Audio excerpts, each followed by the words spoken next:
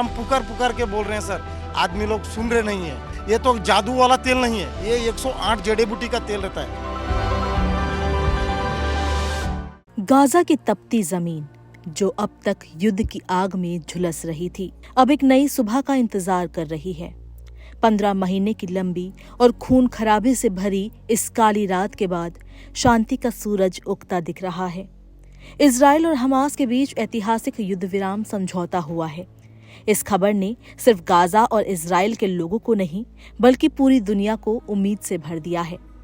जब ये खबर आई तो गाजा की सड़कों पर बच्चों की खिलखिलाहट सुनाई देने लगी। वे जो अब तक सिर्फ गोलियों की आवाजों और बमों के धमाकों के बीच बड़े हो रहे थे, आज जश्न मना रहे हैं।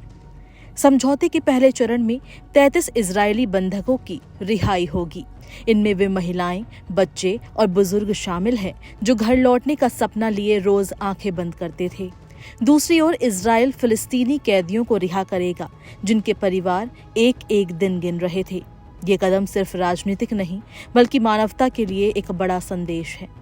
गौरतलब है कि इस युद्ध में अब तक 23 लाख की आबादी वाली गाजा पट्टी में लगभग 90% लोग विस्थापित हो चुके हैं और 46,000 से अधिक फलस्तीनी मारे जा चुके हैं। इस समझौते से पश्चिम एशिया में तनाव और इजराइल और ईरान के बीच युद्ध की आशंका कम हो सकती है।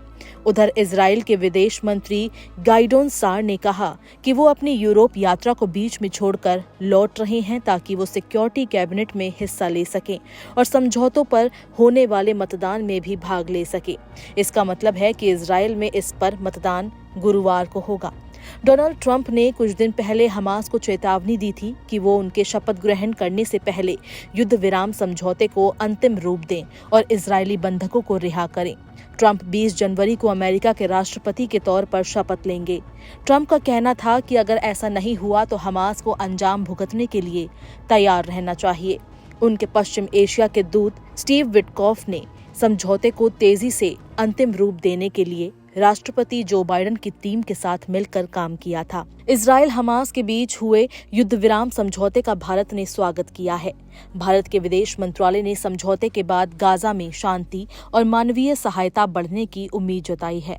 भारत के विदेश मंत्रालय ने कहा कि हम बंधकों की रिहाई और गाजा में युद्ध विराम के लिए समझौते की घोषणा का स्वागत करते हैं।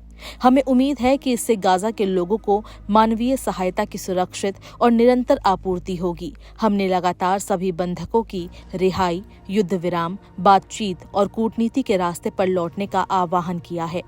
समझौता लागू होने के बाद भी दोनों पक्षों के सामने कई चुनौतियां होंगी। मसलन इजराइल को सुरक्षा की गारंटी चाहिए होगी तो गाजा में पुनर्निर्माण के लिए भारी भरकम धनराशि की आवश्यकता होगी।